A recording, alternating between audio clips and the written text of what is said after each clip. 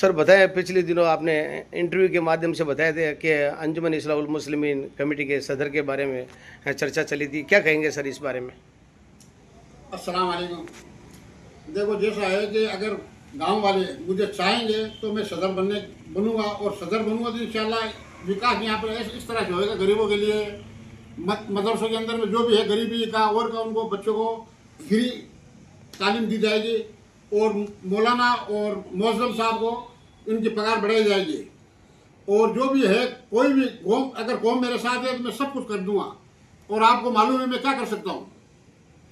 अच्छा, जिस तरह से समाज के अंदर जो बुराइयाँ चल रही है, इनके ऊपर किस तरह से आप अंकुश लगा पाएंगे? देखो, समाज के अंदर में बुराई लगी है तो देखो, हर आदमी अपने घर का पहले ख्याल करे कि घर वाले अपने बच्चों को सुधारे, और गांव तो हम अपनी तरफ से सुधारने की कोशिश पक्का करेंगे कि भाई रात को बैठो मत, घर के अंदर में रहो, 10-11 बजे 12 बजे तक बैठ के घर में चले जाओ, और पूरी रात में जाके इससे गांव का सुधार भी होगा।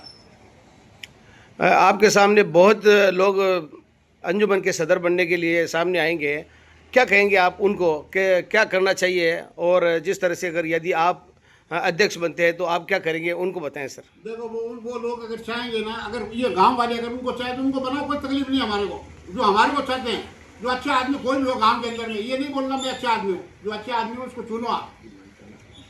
ज़्यादातर जो लोग कहते हैं कि 500-500 रुपये में वोट को खरीदा जाएगा, तो उसके ऊपर क्या कहेंगे यदि चुनाव होते हैं तो? देखो, यहाँ पे जिस गांव के अंदर में ऐसे चले कि जो खरीदे उसमें ताकत है, खरीदने में क्या तकलीफ है हमारे को? कोई तकलीफ नहीं है। और गांव वाले जानते हैं किसको क्या करने का। अगर गांव वाले को मैं अच्छा लगूं तो मेरे को खड़ा करो, और कौम के लिए मैं हमेशा हूँ और हमेशा रहने वाला हूँ।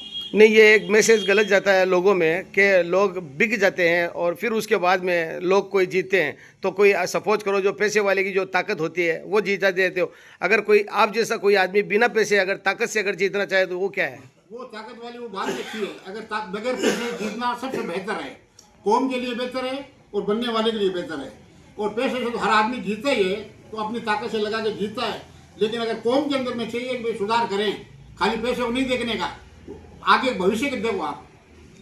और किस तरह के लोग आपके साथ और आपके सपोर्ट में जुड़ रहे हैं, कि युवा वर्ग के हैं या बुजुर्ग लोग हैं या कोई राजनीति के लोग हैं? हमारे साथ तो देखो भाई सब करीब हर आदमी बोलता है मेरे लिए तो भाई अच्छा आदमी है। कमेंट भी दुनिया भर के आ रहे हैं कि आपको ही बनाना, आपको ही बनाना। फिर देखो इन लोगों के अंदर में क्या है भावना, दिलों का भेद अल्लाह ही जानता है। इससे पहले आप किसी अध्यक्ष पद पर कोई जिम्मेदारी आपने निभाई है? निभाया था, कार्बिन एसोसिएशन का अध्यक्ष था मैं। लेकिन ये गांव वाले हैं, देखो जो चल रहा था अच्छा खासा चल रहा था, कुछ लोग 1-2 हो जाते हैं ऐसे, उसकी वजह से गांव का बिगाड़ा भी हो गया। गांव की तमाम मस्जिद और मौलाना और हर मुस्लिम समाज में सबसे ज़्यादा देखा जाए थाने कचहरी में मामले जाते हैं, छोटी छोटी बात को लेकर लोग पुलिस स्टेशन जाते हैं, वहाँ फैसला होता है। इसके लिए क्या कहेंगे? देखो, इसके लिए तो है अंजुमन की तरफ से फैसला होएगा, थाने में जाने की इनको जरूरत नहीं है, और अंजुमन की तरफ से उनका फैसला इंशाअल्लाह हक और ईमान के साथ होएगा। ज़्यादातर लड़कियों की जो बात छूटा मिलेगी जिसे कहते हैं, उस मामले में आप क्या कहेंगे कि लोग अंजुमन में जाकर फैसला करवाएं या थाने में? देखो, अगर नाजायज किसी को छोड़े और करे, उसको न्याय के बाहर निकाल दो। कोई भी अगर आदमी इस तरह से बर्ताव करे ना, तो उसको न्याय के बाहर निकाल दो। ये कौम के अंदर में हो जाए तो कोई बिगाड़ा होएगा ही नहीं। मकराना बाईपास रोड मोटी मस्जिद के पास अशफाक जी रांदड़ के ऑफिस में आज एक मीटिंग का आयोजन हुआ।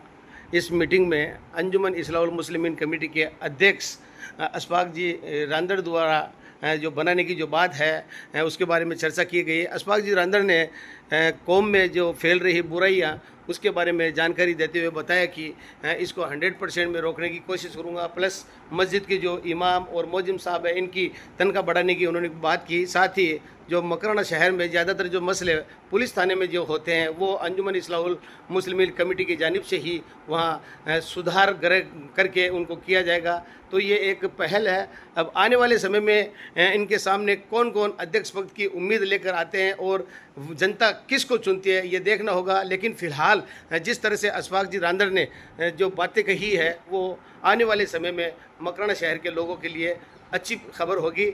इसलिए आप लोग मकराना टाइम से जुड़े रहें, आगे भी और इसी तरह से इंटरव्यू चलता रहेगा।